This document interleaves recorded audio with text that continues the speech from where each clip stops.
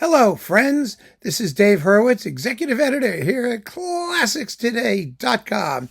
And look what we got. Volume number 15 in Giovanni Antonini's ongoing Haydn cycle called Haydn 2032, because presumably it will be done in 2032. So that means we only have, 8 more fun-filled years, right? And this particular volume is called La Reine.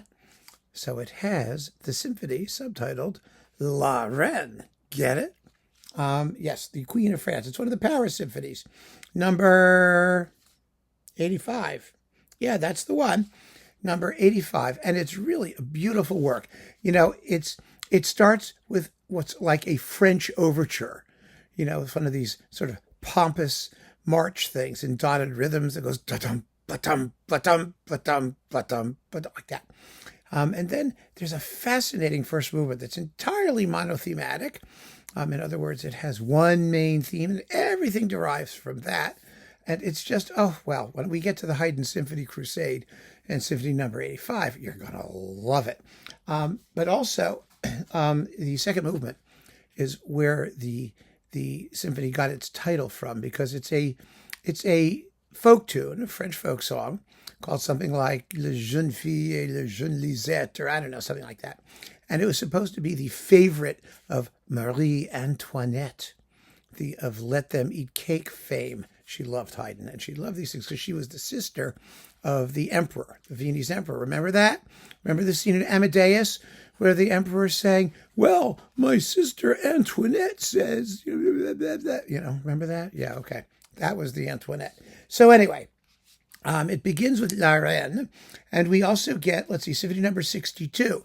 Now, Symphony number 62 is noteworthy because it begins with one of the finales that we discussed in our conversation, our video about Symphony number 53, L'Imperiale. It actually takes one of the finales from L'Imperiale and uses it as the first movement. And it's fascinating to hear what the differences are, because the first subject isn't quite the same, but it almost is. All the transitional music is the same. The development section is basically the same. It happens to be a wonderful movement. I mean, it really is. And it's really nifty. But the really interesting thing about it is that Haydn uses it as a first movement rather than a finale, simply by adding repeats. That's all he had to do. And it got twice as long, right? And the thing that makes it so interesting for me is that you might ask yourself, well, why would he use something somewhat lighthearted, somewhat light and zippy finale thing as a first movement? What's he going to do with the finale? Well, the interesting thing about Symphony number 62 is that it's a finale symphony. In other words, the finale is the biggest movement, or it's bigger than the first movement in any case. And usually the slow movements are the biggest because they're slow. And if you have two repeats of both halves, they get very big. But the finale is the weightiest movement in this particular symphony, which is very, very interesting, because that wasn't supposed to happen until like Beethoven's Fifth. Finales were always supposed to be sort of lighter and less, but it happened. It did happen. It happened in Mozart's Jupiter Symphony. It happened in all kinds of ways.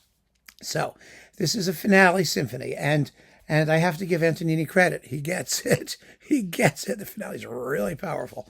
And then we have number 50 in C major, which is also delicious. It has trumpets and drums, and horns and things, which play with hysterical fervor throughout this performance. It's a very exciting performance, and it works quite well.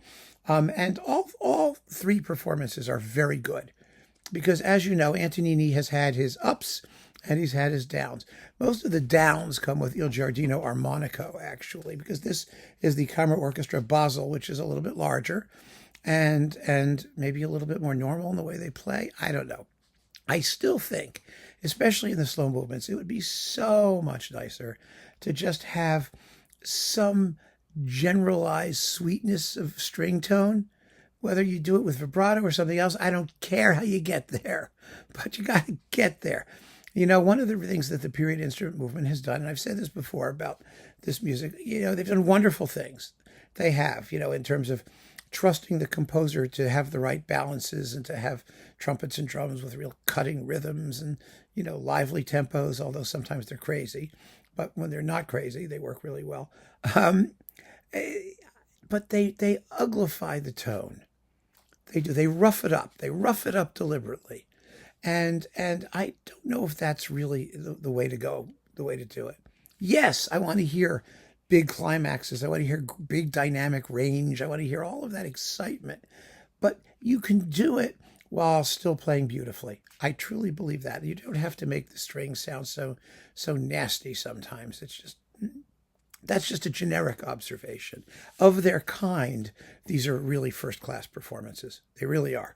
One of the best volumes I've heard so far in this series. So I can recommend it without hesitation. If you're collecting it, you're going to collect it anyway. But if you are hesitating, this is a very nice selection of 3 middle period to late period Haydn symphonies, 2 of which are as good as unknown and are just marvelous. So give it a shot and see what you think. Keep on listening, friends. Thanks for joining me. Take care.